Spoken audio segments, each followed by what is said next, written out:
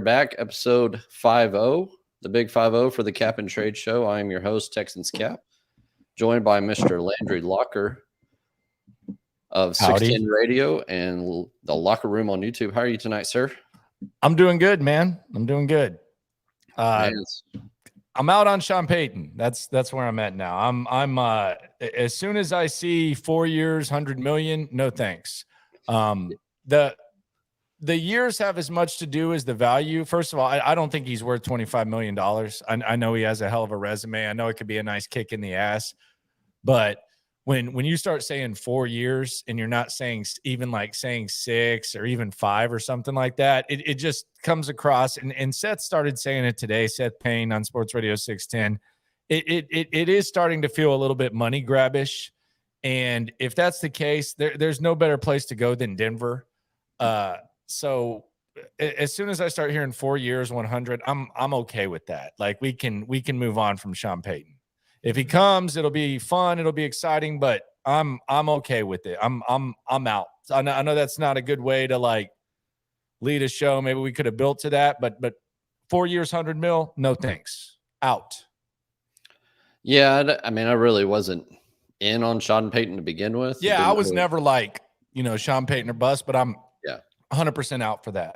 Yeah, well, I had thought about it, something I was going to propose to you for trade compensation, but once that Jeff Duncan article came out with some of that information that, and he's pretty plugged in for the most part, so that may be the starting point or what they're initially looking for with the multiple first round picks, the trying to match the John Gruden package, but he's 30 years older than John Gruden was. He's already walked away. Like, let's be serious. Like, and also John Gruden had basically revived Rich Gannon to where, that's a lot more impressive than going, a decade and a half with the same guy. So yeah, go ahead and try to match the John Gruden deal. It's stupid to even try to. That shouldn't even be like that. That should be an automatic hang up if that's what they're trying to do. But I understand that in large part because of him, their assets are limited.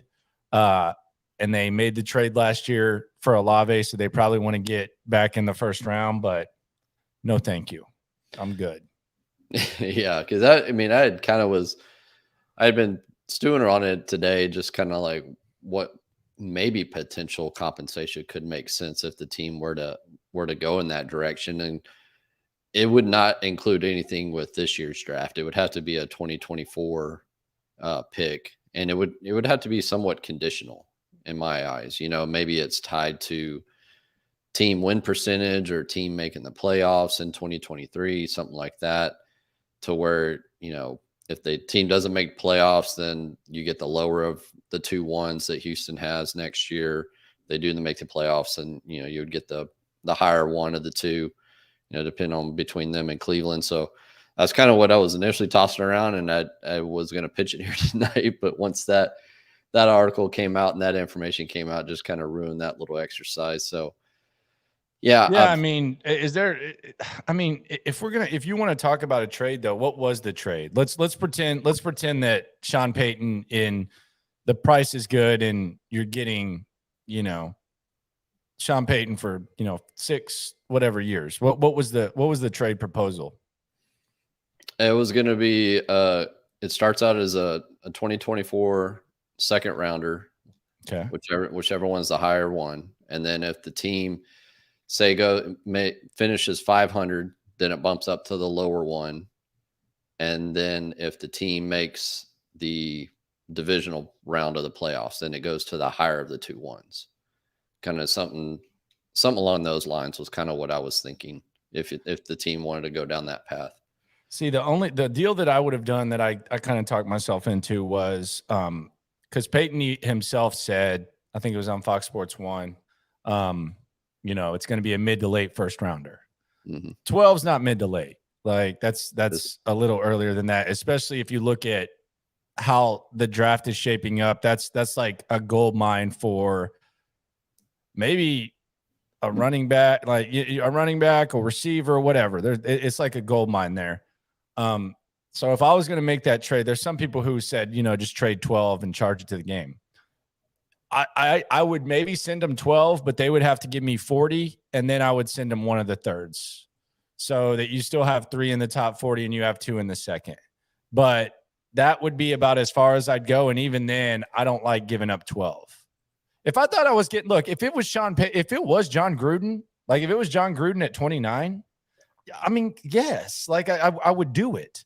But let's quit comparing Shawn Payton right now to what John Gruden was and how he was regarded at that time at age 29. Like let's be serious. And I'm not even really. I don't recall what that roster that Gruden took over was like in Tampa Bay. Yeah, they went to the NFC Championship game and they lost on that Bert Emanuel catch that would have been and I don't know. I mean, there would have had to be some moving parts, but they were knocking on the door. They lost to the Rams. So I think they were in the much NFC better, Championship game. much better roster than what. Yeah, see that? Yeah, I mean, they were a win now team as well. And yeah, they just got rid of Tony Dungy because everyone said. Remember, everyone was like, "Well, Gruden won with Dungy's players." Like, yeah, it was. They lost to the Rams in the NFC playoffs. The Bert Emanuel diving catch. The Rams went on to win the Super Bowl. The Raiders were knocking on the door too because the Raiders were giving up a guy who had been to, I think, the AFC Championship game when Saragusa's rest in peace. His fat ass fell on Rich Gannon and hurt him. So, like, the team trading him had a 29-year-old who almost took them to the Super Bowl, and the team that was trading for was knocking on the door of a Super Bowl, and the guy was 29 years old, and he was like the Raiders' boy wonder. Yeah. So, like, even comparing, and I don't think anyone's really doing it. You hear it here and there. Like, even comparing those two things it's ridiculous. It's 3 decades of age, and it's way different than anything. Like the Saints are they didn't make the playoffs with Peyton his final year. Did they? No.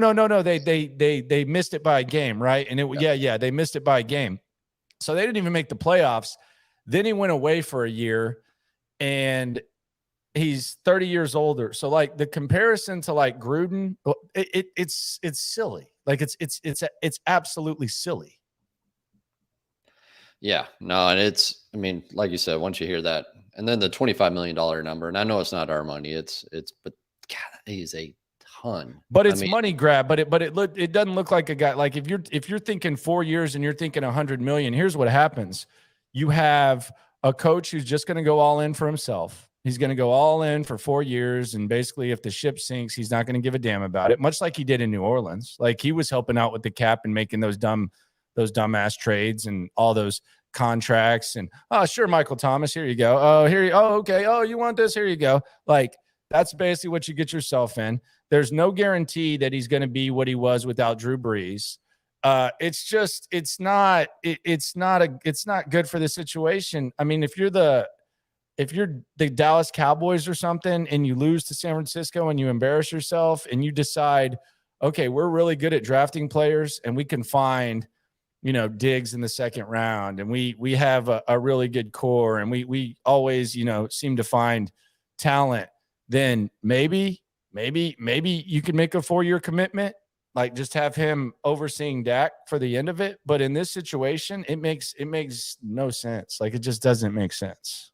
Yeah, no, I'm with you. And the Texans have plenty of other candidates. I think at the end of the day, if Peyton takes a job, it's going to be between Denver and Carolina. Dave Tepper is one of the richer, more valuable owners across the league. So if anybody is willing to pay that money or match up with the Walmart family over in Denver, it'd be Dave Tepper. So I'm just not entirely sure Peyton's even going to take a job. He may just go back to Fox if he doesn't find exactly what he wants. And, that's good for him having that fallback. But, the Texans have plenty of the other candidates. We've seen, Ben Johnson dropped out of the running earlier today. They had interviewed him. Shane Steichen, they interviewed. Jonathan Gannon, they interviewed.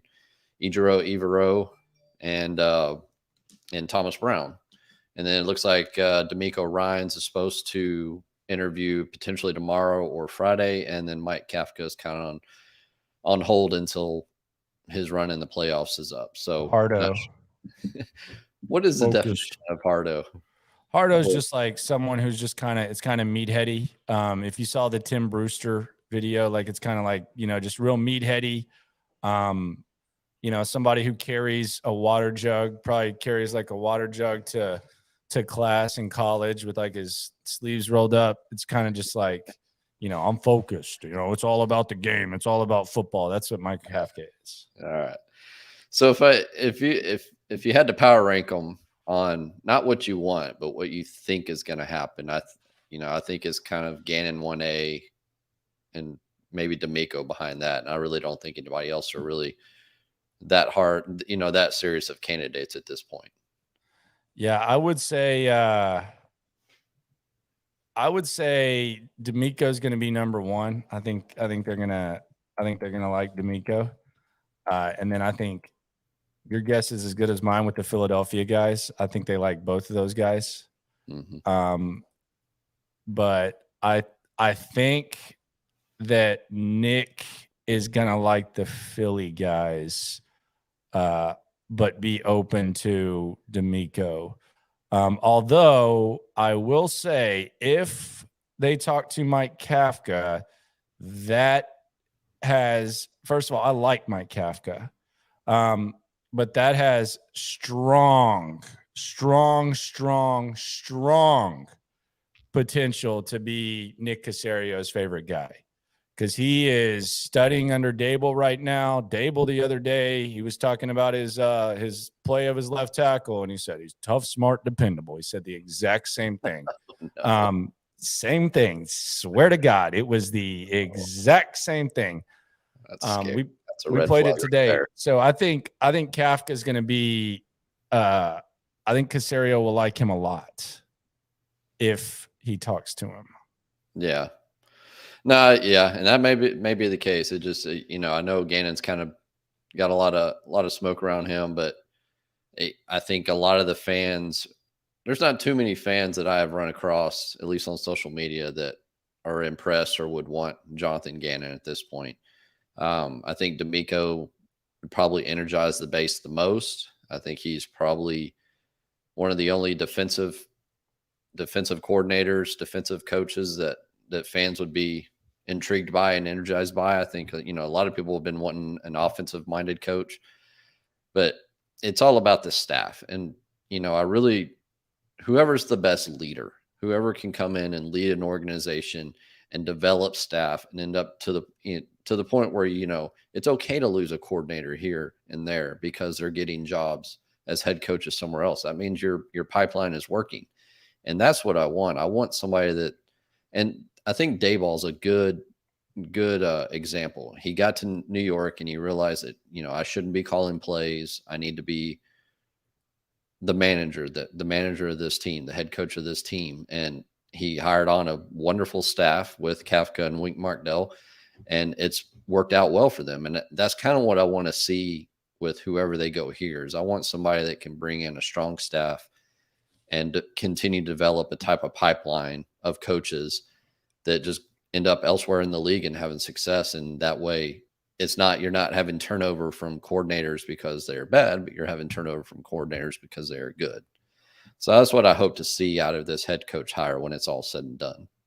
Yeah. I mean, you're seeing it right now with Sirianni. And I think that's a good point. I mean, that's, you want assistants. I mean, you don't want to lose assistants, but you want to, I mean, it's let's just put it this way. The coaching staffs, the last couple of hiring cycles have been pretty embarrassing. So you've got to do better than that. And I think they will. I think they're going to get, I think they're going to get guys who are actually, connected and have some sort of idea and have like an updated modern Rolodex of NFL guys. So yeah. That's really important. I think they'll get that. Yeah, no, I'm with you there. And that's just would hopefully be the expectation and the hope, but there's we'll just have to wait and see what happens. It sounds like it's probably another week or two away, probably 2 weeks away, especially if they're going to wait for Kafka, see if they make it. I'm not sure Giants make it past another round, but you never know with that team.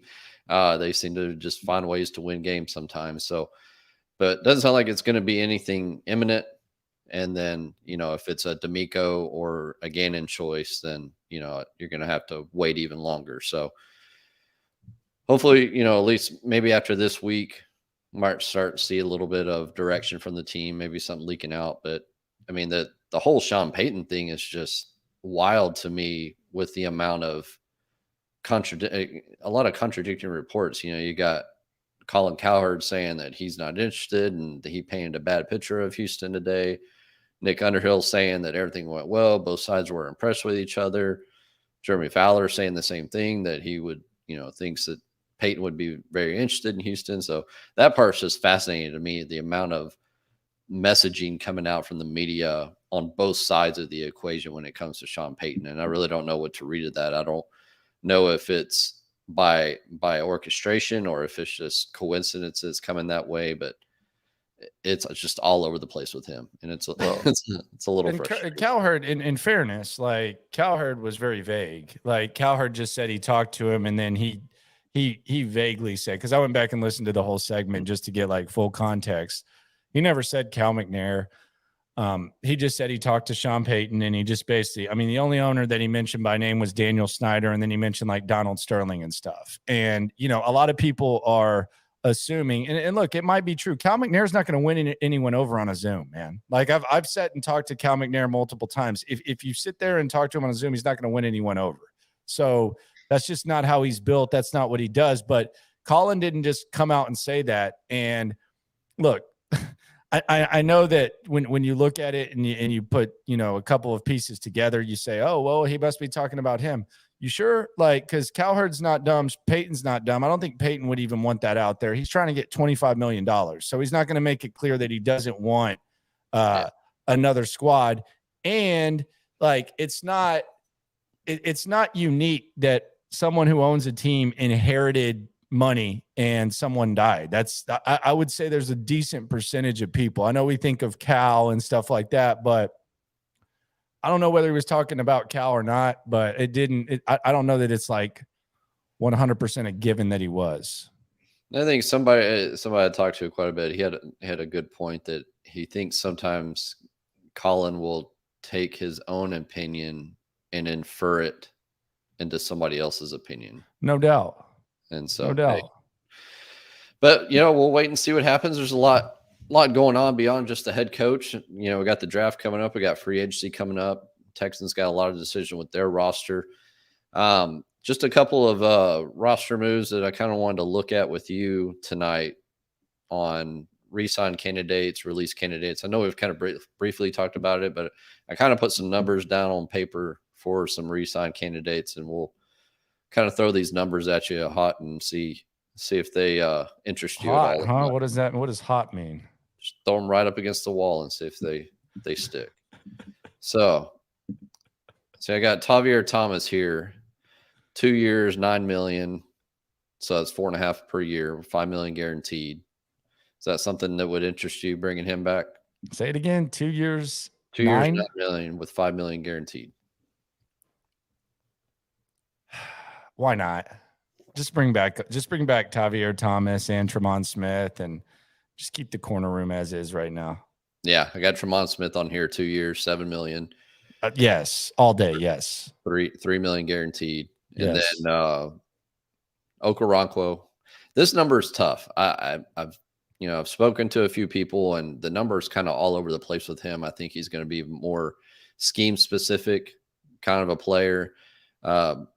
He may not even fit the mold that a new defensive head coach or anybody that comes in, they may not have interest in him. But for the sake of the argument, I've got him down at 2 years for $10 million, at $6 million guaranteed.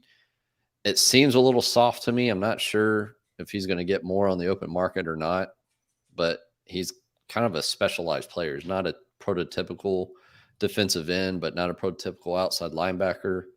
Kind of that tweener. Man, I don't want to disrespect what he did this year, and I don't want to minimize what they got from him, because it was kind of surprising, and he was really good. But when I start hearing the numbers that they're throwing out there for him, I feel like he's the kind of guy that if you have a good coaching staff, if you have a good scouting department, if you have a functional organization, that you can find guys like that each year. So like when we start talking about paying him what the numbers that they're throwing out there, look, if the best is yet to come and, you know, this is just the start, then like maybe, but I just feel like he's the kind of guy that you should be able to find each year in a perfect situation that just kind of surprises you and, you know, outplays what you thought he was. Like the Cowboys got it with Armstrong this year. I think he had like 8.5 sacks or something like that. Like the organizations that do a good job scouting, I feel like they should find guys like that, not pay him, you know, $6 million or whatever a year. I just don't. I won't be opposed, but it seems a little bit rich. Fair enough. No, I mean, that's a valid point. I mean, you found him in free agency this past time around, and, you know, maybe you have that similar type of acquisition again on another, you know, type of free agent like that. That's a good rotational player that continues to progress throughout the year. And that's what he was. I mean, he just continued on with his playing time, increasing week over week towards the end of the year. The last couple of players, this one's interesting to me. So Chris Moore, yeah, he's he stepped in well. He's a very good depth wide receiver. He's not going to be one of your top players. Good special teamer. Yeah, I mean, I was thinking at one year, $4 million with $2 million guaranteed, that would essentially lock him, you know, almost lock him into a roster spot. You know, he'll be your backup slot, backup outside wide receiver. He'd basically be your wide receiver 4 at this point, behind Collins, Mechie, and whoever else they would bring in to replace Cooks. But that, I don't know if that number is outlandish or not. It seems a little bit outlandish. I think it's fair. Yeah, I mean, he was on a vet minimum this year. And then the last one was Jonathan Owens. You know, I think it's worth bringing him back for depth. That if you can get him in around 1 million or 2.5 million 1 year, and then Jordan Akins 1 year, 3 million at like a small guarantee, 1 million at most, 750,000. Kind of get him back to camp, see if he can replicate what he was doing. I know you've been on a fan of re-signing Jonathan Owens as a good depth guy. Yeah. So that's the main players that I had on here. I mean, unfortunately, beyond those names, there's really no big free agents that Houston needs to really focus on bringing back. That's just a function of this roster not being very good this year. And then the release candidates, you know, it's the same 3: Eric Murray, Justin Britt, Jalen Reeves-Maybin.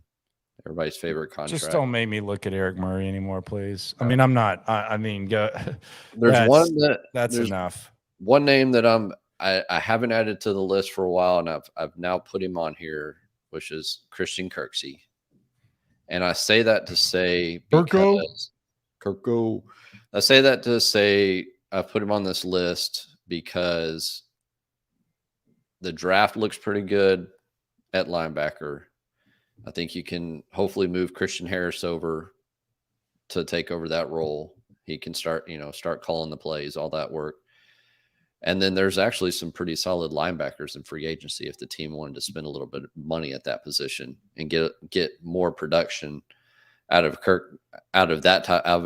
a free agent player when compared to Kirksey. So I haven't had him on the list. I mean, but I've added him to the list for that reason. And so I think that's a player to look at. It just depends on the new staff. At worst, you bring him into camp, and then if he just isn't there, or, you know, isn't putting quite the work in that you need, then maybe he's a release in the final 53 cut at the end of preseason. And you just take that cap savings and roll it over into next year. I don't know if you have any other players that need to be just released right away. The thing about Kirko, as they call him, is if you hire D'Amico Ryans or you have hired Jonathan Gannon, they're probably going to have a pretty strong opinion of him. Yep. So, you know, I know Lovey liked him, but who cares? I would be interested to know what they think of him and if they value him, because I think Easterby liked him. I think Caserio likes him a little bit for like the the romanticized, like, right kind of guy. And he actually was a pretty good guy to have in that locker room. But I mean, I don't know what D'Amico would think of Christian Kirksey. He's kind of falls in the category of, why was he here for 2 years? If you could have tried to do a little bit better there, but maybe it was like a deeper, like, culture type of thing.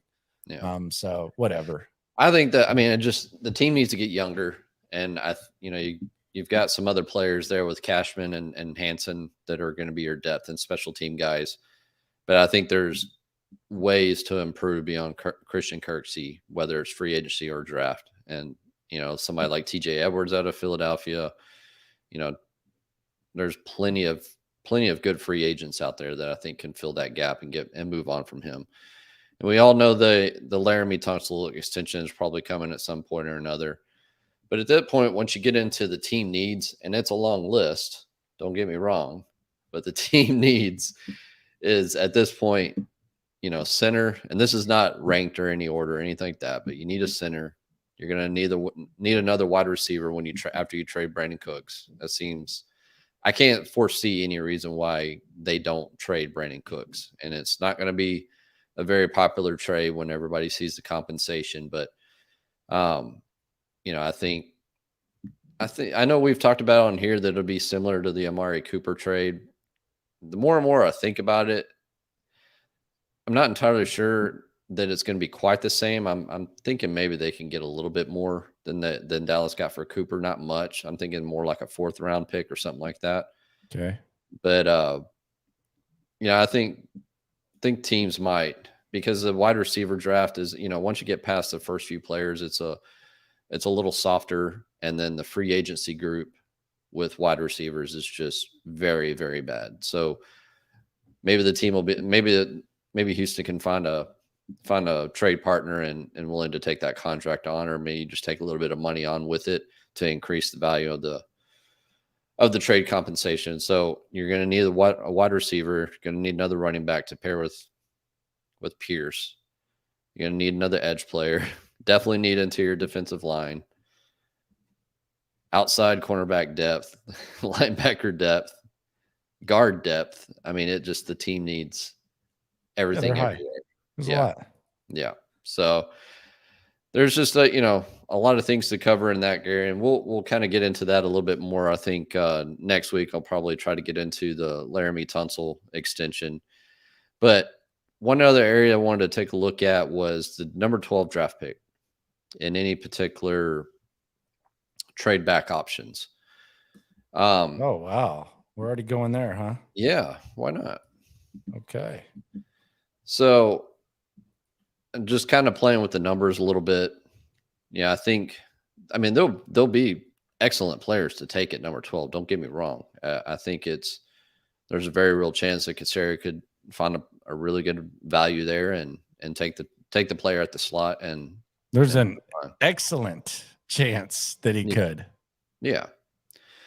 But if you say he wanted to move back to, like, say the Chargers wanted to come up from 12 to 21, you move back to 21, looking at the value, looking at the charts, they would probably need to send their 2nd round pick, which is 54, and then a little toss in 5th rounder, 157, to equal up everything on the value.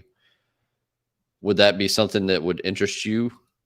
And I know it's a very difficult hypothetical, because there's going to be a lot of good players at 12, but just getting more darts at the board at 21 and 54, does that interest you at all, depending on how the board slides out? You said trade from where? 12 to 21. You get 54, which is their 2nd round pick, and a toss in 5th rounder. Yeah, in the 12 range, you're looking at wide receivers. And I don't know how much they're going to like Quentin Johnston, or how much they're going to like other types of receivers. I don't think my dog's like the biggest fan of that idea. But I would what? You don't want to trade down? Huh? You want to trade down? No, sir. Okay. But if you do trade back, then there's also going to be some good receivers on the back end of the 1st round. Maybe instead of getting Johnston, you get Smith and Jigba. or you get Addison. And then in that second round, maybe you can add a running back like a Gibbs or an A-Chain or something like that to get another back. So I'm good with that. If you're just moving back 9 spots, depending on how they like Quentin Johnston, to get Addison, Smith, and Jigba, and then maybe another running back in the second round. So I would be okay with that. All right, then. Yeah, I mean, I think there's plenty of ways to assess that situation. As we know, Nick has no problem moving down, up in the draft, and it's just going to all depend on how the board slides down, and we all know that. But the other side of it, with the team being at 2, I've been trying to ask around a little bit on Chris Ballard and what kind of traits he values. If he's in on Bryce Young at all, or does Bryce Young's size give concern to Ballard? He seems like nobody knows. Yeah, he seems like a stickler for the traits, and and like you said, nobody knows. And I think his whole quarterback. I think the thing about Chris Ballard is his whole quarterback process of evaluation is kind of got to be in question. So in the past, if he wasn't, maybe into it, I think he's probably going to be a little bit more open-minded, because that's really been their biggest problem, has been their evaluation of quarterbacks. So, and I know it's veteran quarterbacks versus rookie quarterbacks, but I mean, I think he's probably going to approach this a little bit more open-minded than maybe he would in the past. Yeah, and it also depends on how much Irsay is going to get involved and push him to make a move up to number 1 or not, or if he's just stand pat at number 4 and hope that Stroud or Levis is there for him at that point. But yeah, I saw the Athletic put out Indianapolis trading up from 4 to 1, giving up their second round pick, which is pick 35, and then their 2024 number 1 pick to move up from 4 to 1. So that seemed pretty fair when it comes to the value charts, at least. I would think Chicago might be able to extract a little more value just because you got to assume they're coming up for a quarterback.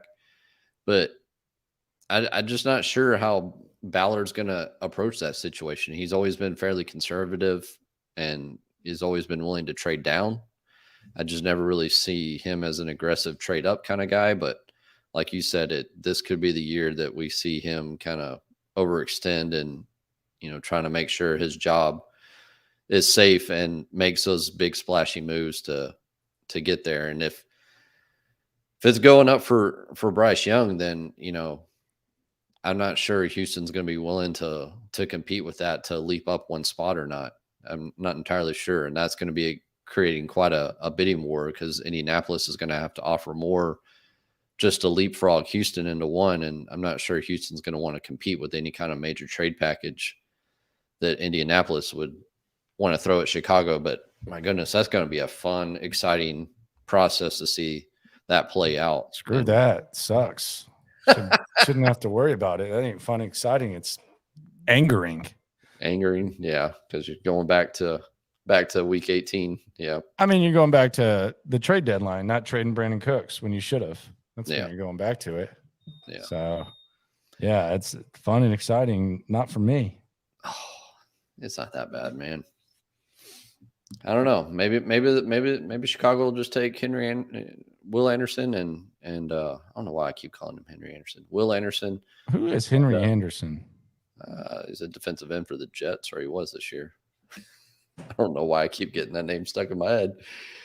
But, maybe they just fall in love with Anderson and willing to make the move right there at number 1 for him. I know he's clearly going to be number 1 on many, many, many boards, including Houston's board for that matter. So, it wouldn't shock me. Maybe we'll see. Wouldn't shock me if Houston even bypassed a quarterback in the draft and looked at veteran quarterbacks. I mean, I think pretty much everything is on the table at this point, and it's all gonna come down to the coaching staff and what that coaching staff thinks of this quarterback class. But you also see a lot of things out there about Will Levis that at least a lot of the evaluators that post on social including Dane Burglar, said that teams like Levis a lot more than fans do. And it almost feels like he's probably going to get drafted before Stroud does at this point. Yeah, I could see that. Yeah. I mean, everybody's trying to find the next Josh Allen and trying to make sense of, what was going on in Kentucky and all that. That's fine. I just hope it's not the Texans. No, he's not. It does not interest me at all. I mean, he's got a big arm, but I mean, the team needs to. Bryce Young's tape and processing and accuracy is just, man, it's so hard to pass up. Let's see here. We got a few questions up on the board. Let's see what we have here. So many fans are extremely excited about the idea of Shawn Payton as head coach. Curious what we think. I personally think he's overrated and was carried by Breeze. Yeah, I mean, we touched on it earlier in the beginning. Yeah, I mean, Landry had talked about it earlier where he was heavily involved in a lot of the personnel decisions that's kind of put that team behind the 8 ball, especially from a salary cap standpoint. I've never been able to really pick up on the relationship between him and Loomis when it came to roster construction and who had the final say. I don't know if it was more of a joint relationship because Loomis, I mean, he's the GM of the basketball team as well there. And, I can't keep up with what they got going on out there. He seems more executive level. And then, maybe Peyton was pulling a lot of those levers, but, and the whole thing about Breeze, I mean, Breeze was good when Peyton got there, but he built the offense. He built a system that worked even with Breeze. No, he deserves credit for it. It's just he hadn't done it with anyone else. Well, not long term. Yeah. I mean, he had short-term success with Teddy Bridgewater when he went 5-0 with him when Breeze was hurt. And I think he had, I shouldn't say any success with Taysom Hill, but no, they won. They won. Yes. I mean, he seemed to find a way through, but I just doesn't feel like the right situation for him and for Houston and where they're at with things like that. So I think, like we talked about, it's going to come down to probably D'Amico Ryans and Jonathan Gannon at this point, and just wait to see what happens. It's going to be a crazy 2 weeks coming forward, things like that. Let's see here. No Shawn Payton. Yep. See there. Bring in D'Amico. Yeah. I mean, I think a lot of people would be really excited about D'Amico Ryans. The one part I haven't been able to I haven't really seen much reported, and I haven't been able to grab anything. Maybe you have some info on this, Landry, is what kind of staff would D'Amico bring? No idea. No idea. No clue.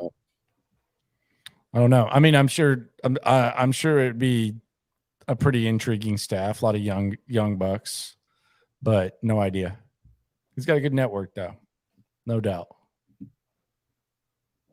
But his path to a staff is a lot less than, it's a lot less clear than some of the other guys. This team needs to find its Tomlin, not a retread. Yeah. I mean, that would be its next Shawn Payton. I mean, find the next Shawn Payton. Don't take like the Kevin James version of it. That is not Shawn Payton. Lord. Hypothetically, how many first would Kyle Shanahan fetch in a trade? Golly. I mean, that's where you could start talking about the Gruden deal. Yeah. I mean, that's just wild to see them continue to have success regardless of who's behind center at quarterback. I mean, I'm not trying to take anything away from Brock Purdy, but I mean, it's just wild to see them continue on, like not even skipping a beat between whoever's going to play quarterback for them. So that's why they can be aggressive and miss out on a quarterback trade, and still be okay. Yeah, They also traded for a running back, sir. Kind of a big deal. Christian McCaffrey, kind of a big deal there. I know you probably wouldn't have made that trade. You probably would have said that's too much. Well, you would be sitting your ass at home right now, sir. That's why you can sit there and punch the calculator and let the Kyle Shanahans and myself just go And appreciate the yourselves. running back Wow, position. you just equal yourselves up with Kyle Shanahan like we weren't going to hear that. Pro running back. Me and Kyle Shanahan, pro running back. I don't know that you have the same system that Shanahan has. That's the problem. I do in Madden. D'Amico is a player coach. He had to track free agents. So would Payton, though. I gotta, I'm not. I'm assuming he's saying that because of I think Payton would probably attract free agents too. So if I'm not gonna like sit here and say that that's an edge that D'Amico has. I think Payton would. I don't know. Yeah, I think Shawn Payton would bring the respectability for this organization that it's been kind of missing the last couple of years. No doubt. And so I think that would be, and D'Amico would bring the same thing.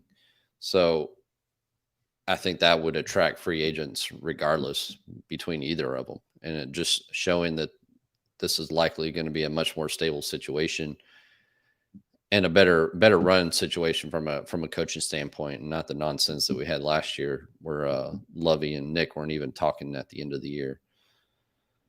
Let's see here. We're going to start getting nervous so we don't start hearing about some in-person interviews. So there's a timeline to some of that stuff, so I wouldn't get too worried about it. I think the in-person interviews will start occurring in the coming, next week or two. But I don't have the memo handy, but there is a specific timeline for when coaches can start doing in-person interviews. And at this point, they just haven't reached that part of the timeline. Yeah.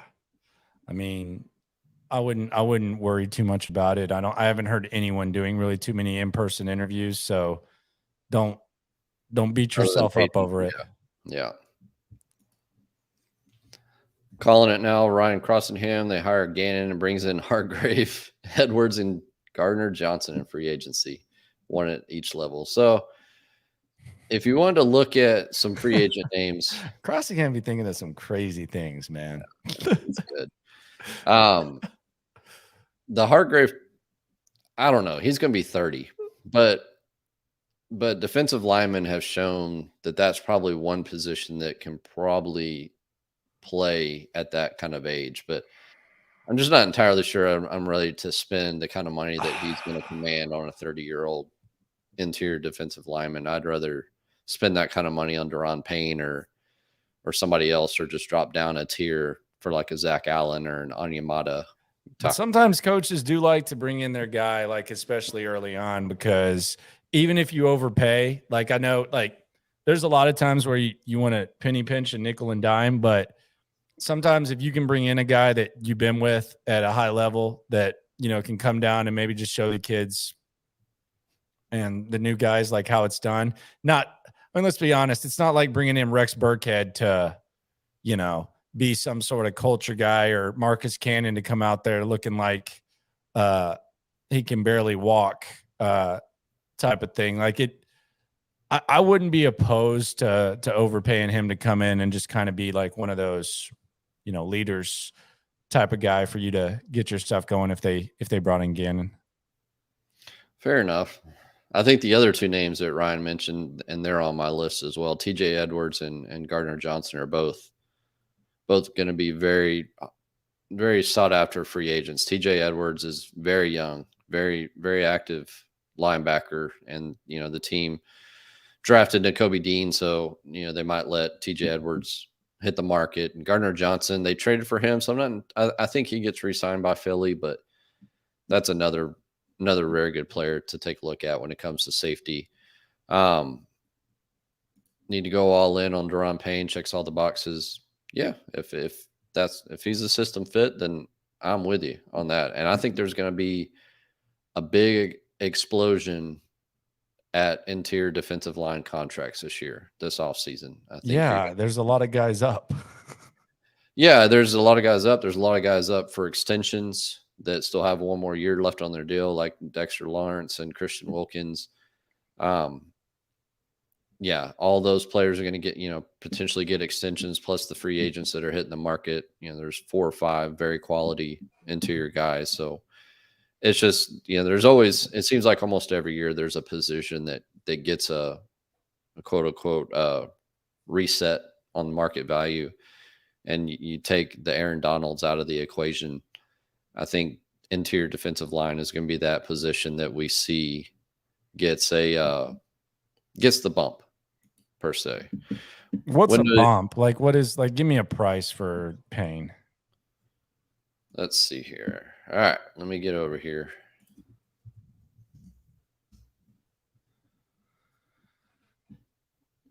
All right, so contracts table. I mean, they're in a position where they can overpay guys, but so I think he's going to be Chris Jones is making 20 million a year. Jonathan Allen, 18 million a year. DeForest Buckner, 21. Leonard Williams, 21. I think they're going to be, Deron Payne's going to try to top those numbers. Probably 22, every bit of 22. Okay. Over 20 million a year. Okay.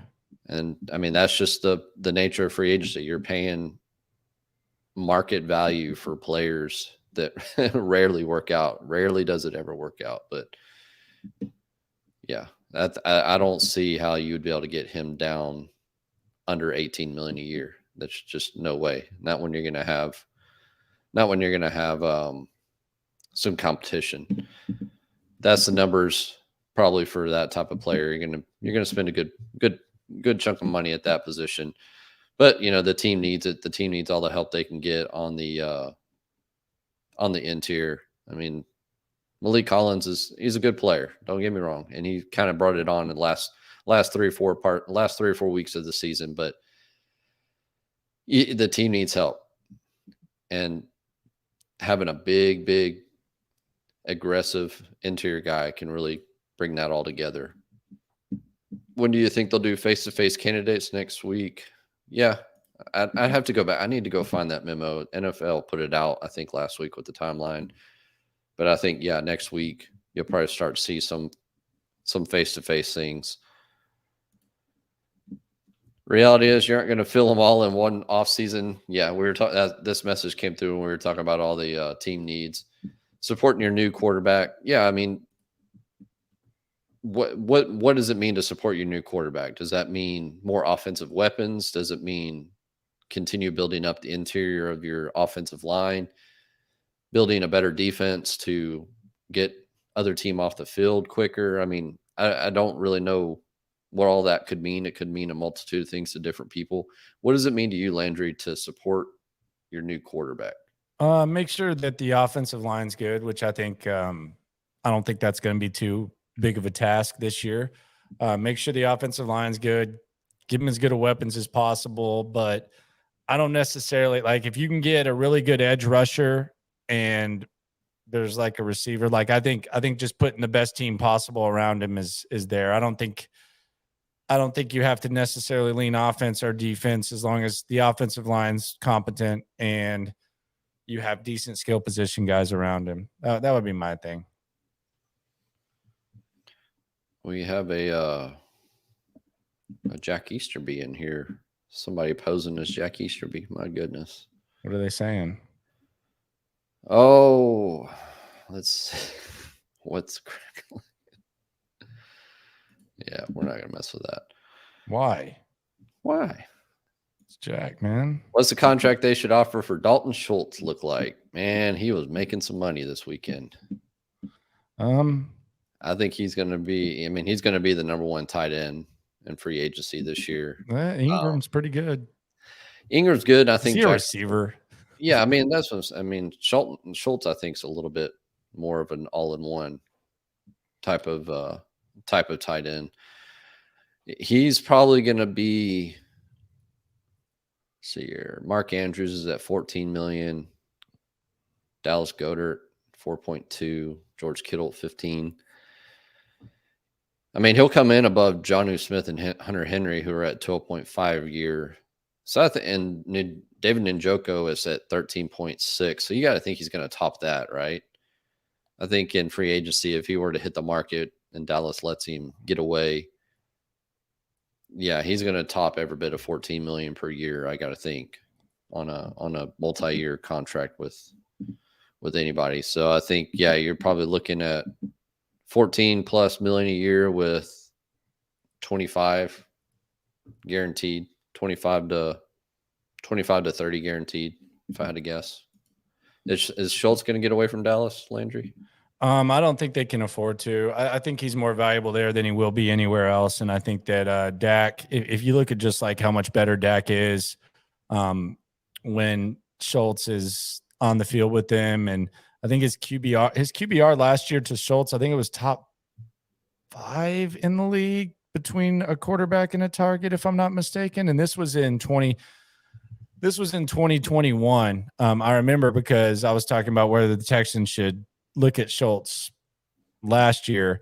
I just don't think Dallas lets him get away. The one thing about him that I don't, they do have the rookie that's pretty good too. Number 87, his name kind of escaped, whatever his name is.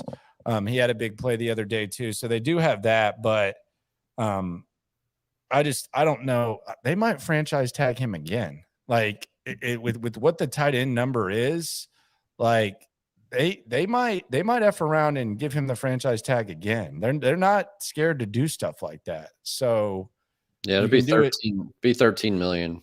Yeah. And I mean, for 1 year, they might F around and do that.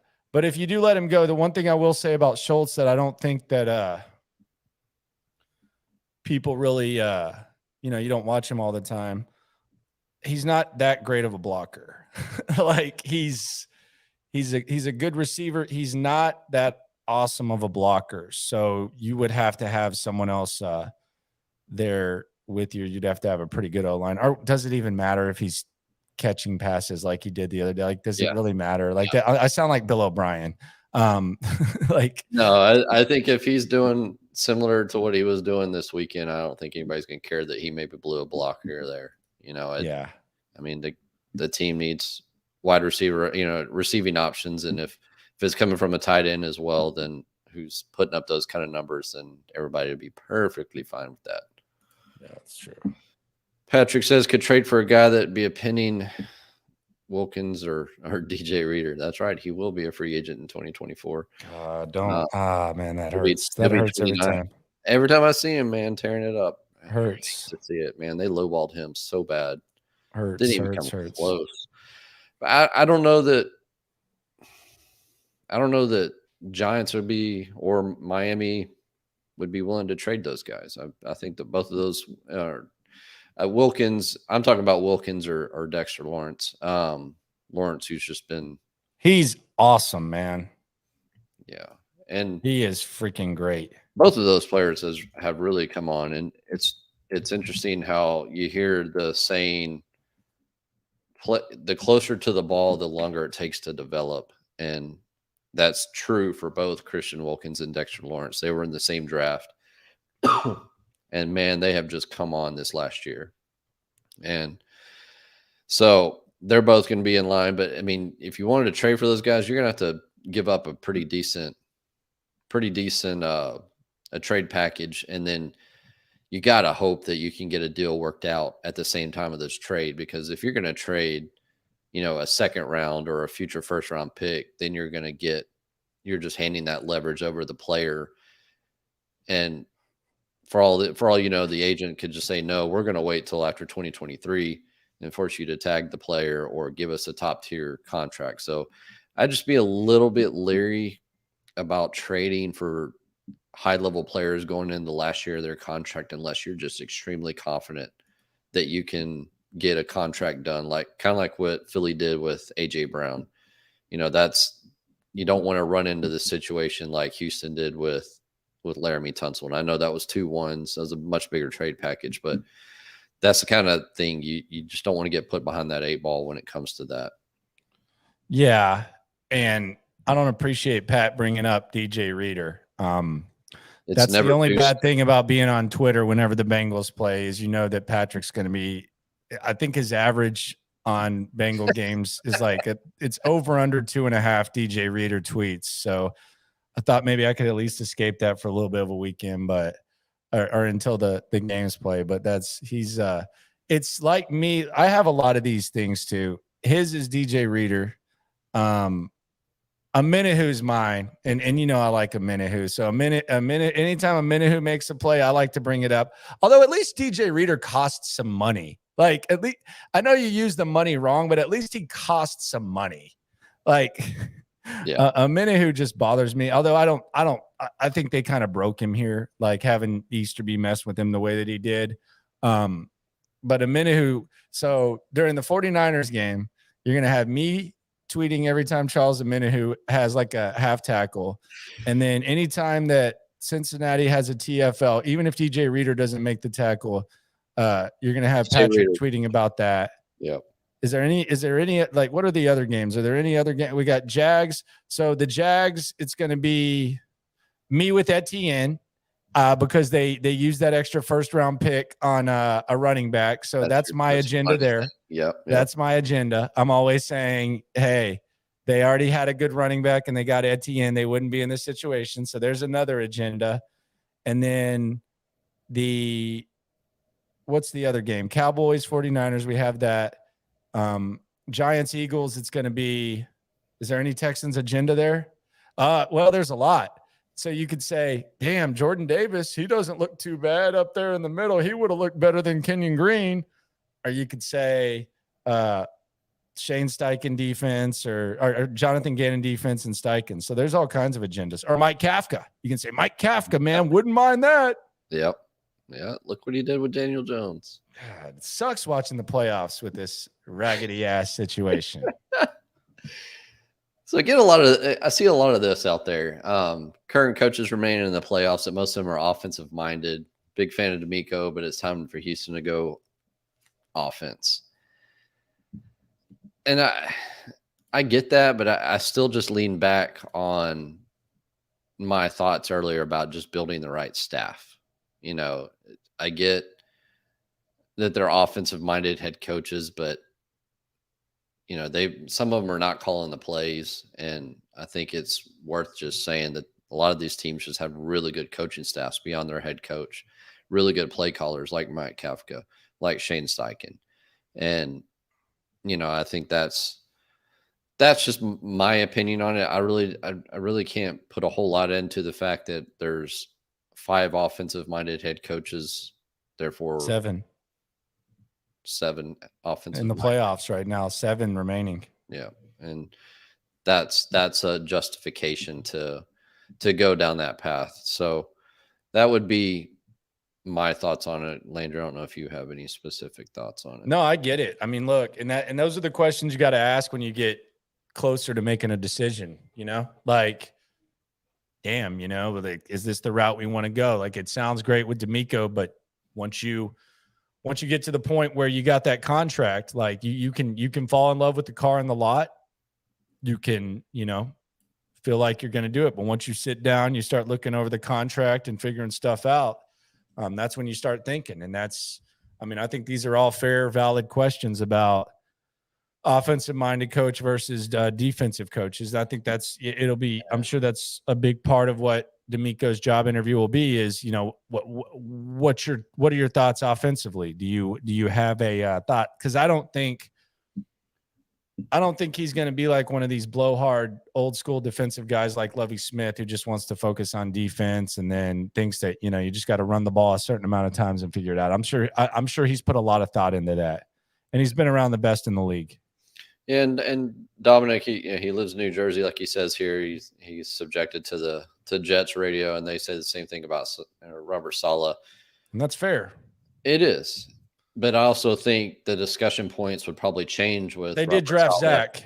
Did draft Zach. Yeah, and brought LaFleur didn't work out, so whatever offensive coordinator they bring in up there, looks like what were they interviewing Hackett today? Is this going to be another example of a team just bringing in Hackett because they want to get Aaron Rodgers? Like, are the Jets going to try to put together people are already making that? Yeah, like it, because I think that's why I legitimately think that's why Denver hired Hackett. Like, and I think. Oh, that's big reason. They thought it was done. Yeah, and him with Aaron Rodgers is a good mix. So say what you want about him. Him and with Aaron Rodgers is a good mix. Is this what the Jets are going to do now? Where they're just going to say, F it, we'll offer 3 first-round picks for Aaron Rodgers. Let's go. It wouldn't shock me one single bit, given Woody Johnson may be ready to make a big splash, and maybe I think Joe Douglas is kind of on his last year if he doesn't get things going right with Robert That's harsh. Saleh. Don't you think that's kind of harsh? No, I don't. Last year for Joe, I thought he did a good job. I drafted the offensive and defensive rookie of the year. The offensive rookie that would have been goes down. Yeah, New York is not a. That's harsh. It's not a soft team up there, man. They want unless you're Eli Manning. Unless you're Eli Manning, you can linger around for an extra 5 years. Yep. But I mean, I think if they were to go after Aaron Rodgers, man, that would be wild, wouldn't it? I mean, that $60 million is what somebody's going to pay him next year. Yeah, and it cost Green Bay $9 million to trade him. I think it's $8 or $9 million. It's not as bad as a lot of times on these hits, but I think it would cost them $9 million. No. You sure? Yeah, it's a little bit bigger number than that. But what's a little bit bigger? Because I can't read your ass with like that. When you say that could mean like it's 30 million. That could mean it's like 13. Like, what does that mean? I think it's 24 if my memory. 24 dead money. Yeah. Well, because he's got a big option bonus that's due anytime between the start of the league year and the end and the first game of the preseason, and they built it that way so that they could trade him, and then the acquiring team has to take on that option bonus. That's so if they trade him, then it won't be 24 million. No, that number means the new team is taking on that option bonus. Okay, it's going to be 24 million no matter what. Okay.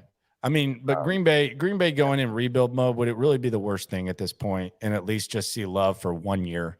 I mean, they're to the point where if Rodgers rides it out, they're not even going to see this kid play like that they drafted in the first freaking round, which it was a stupid decision. But I mean, damn, I don't think he's going to be worth a damn, but geez, got to suck to be held hostage like that. And you can't finagle that Rodgers contract anymore. I mean, the Green Bay is way over the cap. They're upside down on the cap, and they've just got a lot of expensive players that are starting to age, and the shoe's got to drop here soon with that roster. And this may be the year, I think they're going to get an offer. I think they're going to get an offer from somebody. There's a lot of possibilities of teams that would be, they're going to get offers. Now, will Aaron Rodgers go play for this team or that team or whatever? I don't know. It's time. $58 million option bonus. Good Lord. $59.5 million in cash next year is what he's going to make. Good Lord.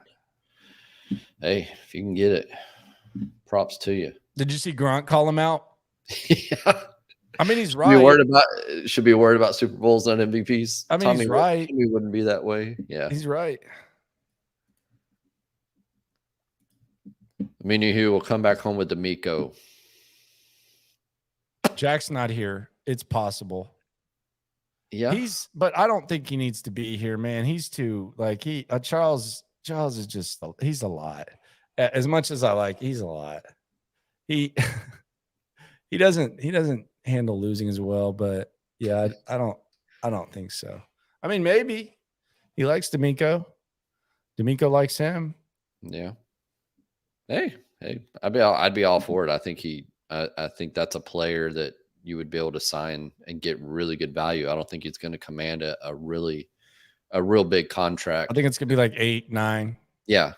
I think you can get him at under 10, and I think you put him out there, pretty heavy snap count. I think you'll get a lot of value out of that for sure from a team side. Let's see here. Cat, would you like CJ Stroud at pick number 2? No.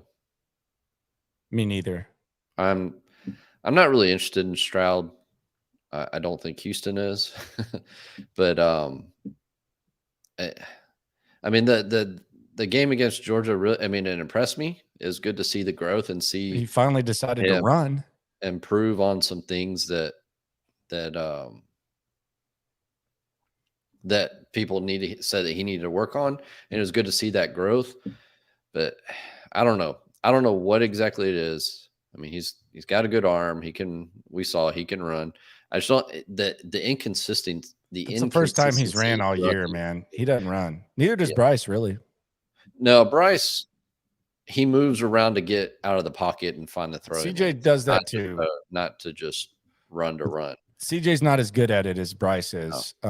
It's really not even close. But there were Ohio State people. I remember Bobby Carpenter was talking. I was talking to him at Army Navy, and that was his biggest complaint, was that Stroud didn't tuck it and run enough. And sure enough, with everybody watching, he did. And I think if you just watch CJ Stroud, you're like, damn, that's a dual threat guy. Not really. not really. Go check the numbers. Not really at all. I think he just had slightly over 100, and I don't know how many he ended up with in that game. So yeah, he had slightly over 100 for the year, and I don't know how many he had in that game. Decent amount. I think Atlanta or somebody like that might be on the CJ Stroud train. Little Arthur Smith action. Yeah, I think that's a really, really interesting spot for him. I could see Arthur going with Richardson. I think Arthur could do some work with Richardson. And there's somebody, I had a Richardson comment up here. I was going to get up on the board and I lost it. If it said take Richardson at 2, don't put that comment up, please. No, it didn't say that. But Richardson he's going to be a tough one to gauge where he goes, and it's going to have to be a team like Detroit. I think would be a place Detroit to sit behind Goff. Yeah, because they've already come out and said that Goff's well, you shouldn't say that because we saw how Arizona said Rosen was their guy, and then they took Kyler Murray. But I think Detroit has really good value with Jared Goff, especially with Ben Johnson going back, because Goff he's only making $26 million a year for the next 2 years. In terms of quarterback money, that's almost kind of the top of a middle class type contract. So that's a great situation for someone like Anthony Richardson to go and sit for a minimum of a year. Houston is not the place for him to come in and sit. That's about he's Mulligetta guy. Yeah, that's I know what Nick said, and I know he said that he's always going to, you're going to have to work with athletes first, and they have plenty of clients. You're going to have to work with them, but I think a combo of Quincy Avery and David Mulligetta may push Stroud down their board. I don't know. Really? You think so? A little bit, if I had to guess. Okay. Let's see here. Oh, that's not the right one. So there it is. So would you rather draft a center or spend to get one in free agency? Well, the unfortunate part is free agency with centers this year sucks. There's Bradbury up in Minnesota and Bozeman up in Carolina. And I'm not entirely sure either one of them make it to free agency. And they're two completely different players. One's a power guy, one's more of a zone guy. So it just depends on what system comes into Houston. But that's really the only two names. I mean, Connor McGovern out of New York, but he's going to be 31. But free agent, hell no. I think you're going to have to overpay for someone like him. And then when you look at the draft, I think there's only there's not a Tyler Lindenbaum. There's, a couple of centers, but they're more late second round, probably third round type of slot value. And not entirely sure, what they're going to do there. They're going to have to do something. Questenberry's not it, and they have really no other depth back there. So remember when you said Morrissey had the city going nuts? Yeah, that was during. What was wrong with you? It was accurate. It was the center thirst. There's always a position that gets like that. Crumpler's in here. What are you willing to trade to secure number one, if anything?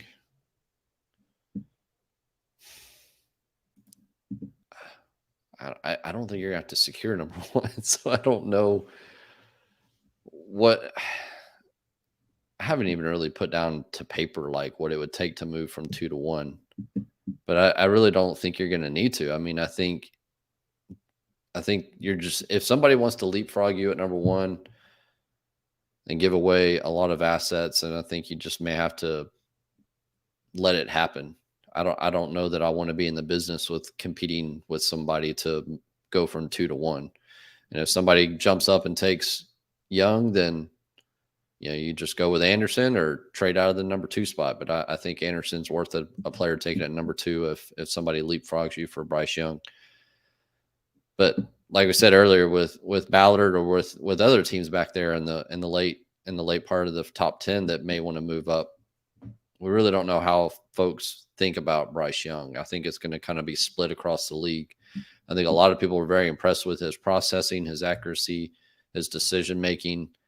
Some teams will blink at the size issue, and some teams probably are willing to consider him an outlier and willing to take the chance, given all the other abilities and the tape that he has, to look beyond his size, would be my take. But I really don't have anything in particular that I'd be willing to trade to secure the number 1 draft pick. I mean, it depends. I don't know. I mean, do you think it's impossible that the Bears fall in love with the quarterback? No.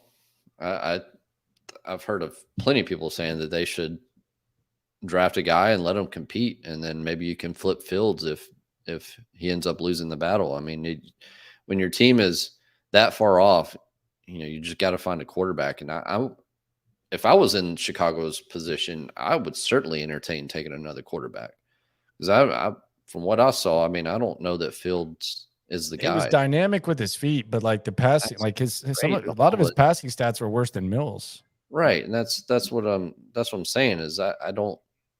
I mean, a running quarterback's great and it's dynamic and all that, but how many wins did that lead to? And you need at the end of the day, you're going to have to throw the ball and be successful with it to win in this league. That's just the way the game is. And I'm not sure if Fields is that guy. And I think that's a very valid point, Landry. I mean, I don't even know who they would take if they wanted to go with quarterback at number 1. So we'll just have to see what happens. But I think I'm not in the business of trying to trade up to 1 to prevent somebody else from getting there at that point. Yeah. See if Bryce goes 1, would surprise you. We went Anderson and QB. No, not at all. Wouldn't shock me at all if they went Anderson at 2 and QB at 12. I mean, that's kind of, I don't know that Levis would slide down to 12, but I think Houston probably has Levis a little higher up on their board than some folks might like or would think. So I think that's definitely something to look at here. Bez sent a question on DM. Okay, let me hop over to that here in a second. And another year with Mills? No. I mean, he'll be backup.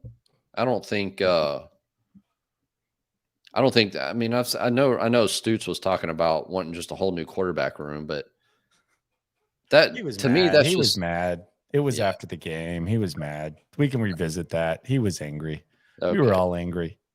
Yes, post game is not always like, that's the thing. Like post game is not always like when the mic goes on 10-2.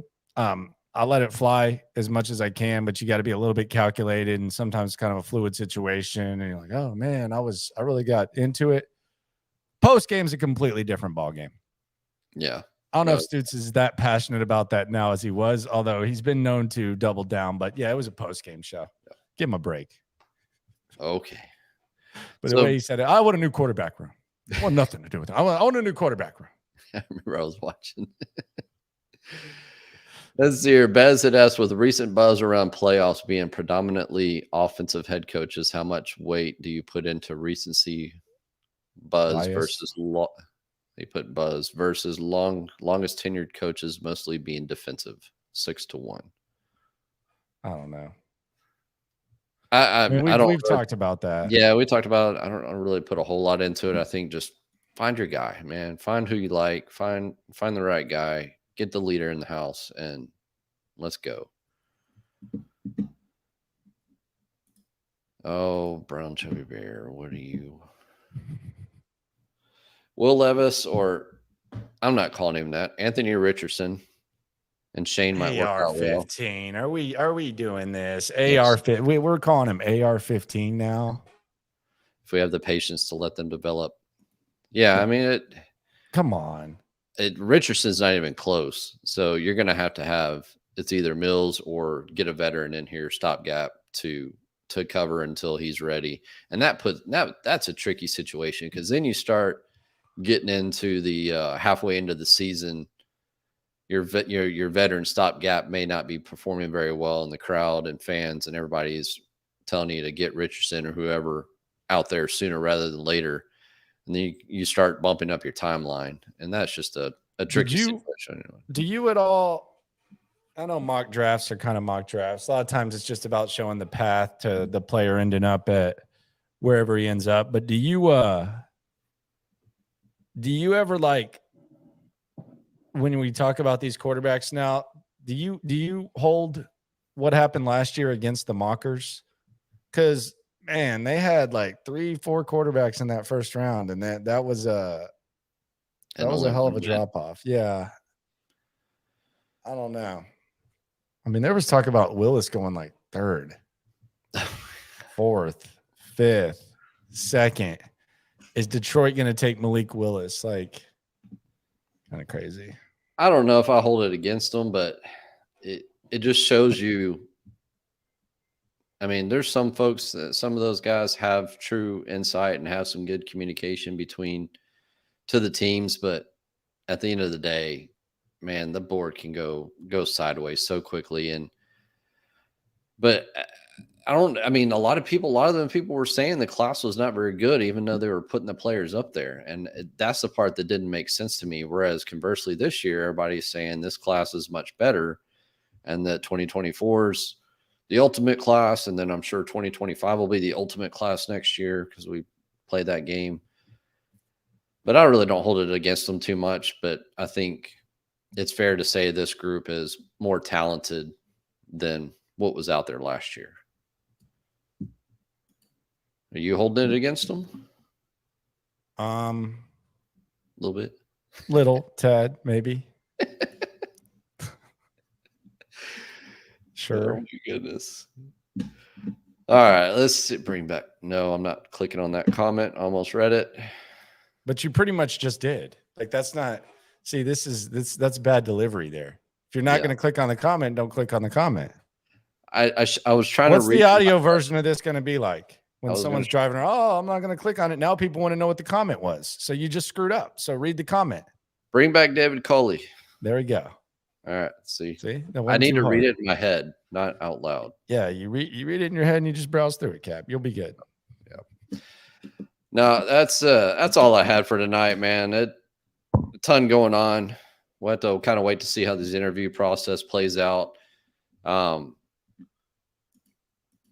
Next week, I think I'm going to try to throw up the Laramie Tunsil extension up on the board. We'll play with the contract constructor over the cap, build ourselves a little contract for Laramie Tunsil and see how that works out, and see if the fans are interested in the wild numbers that's going to come in at. So we'll try to get into that next week. And Landry, I appreciate the time, appreciate the support going along. Landry may not be able to join us weekly going forward. He'll try to hop in when he can. Yes, sir. We'll try to get some new guests to roll in every once in a while, and then sometimes it'll be just me.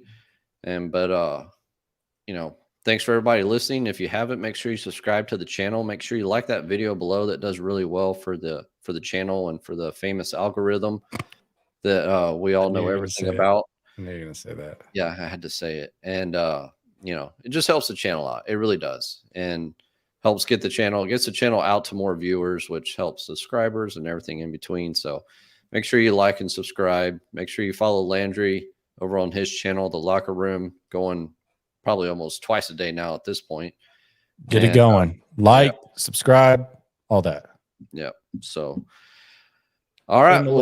In the Yep. loop too. In the loop on 10 to 2. Blah, blah, blah. Yep. All right. All right. Well, with that, we will shut it down. I will try to make sure we have no audio issues next week. I promise. And with that, we will shut it down, folks. Landry, have a good evening, sir. All right. Well, he's already gone. So, all right. Well, everybody have a good night. And with that, we'll shut it down. Peace.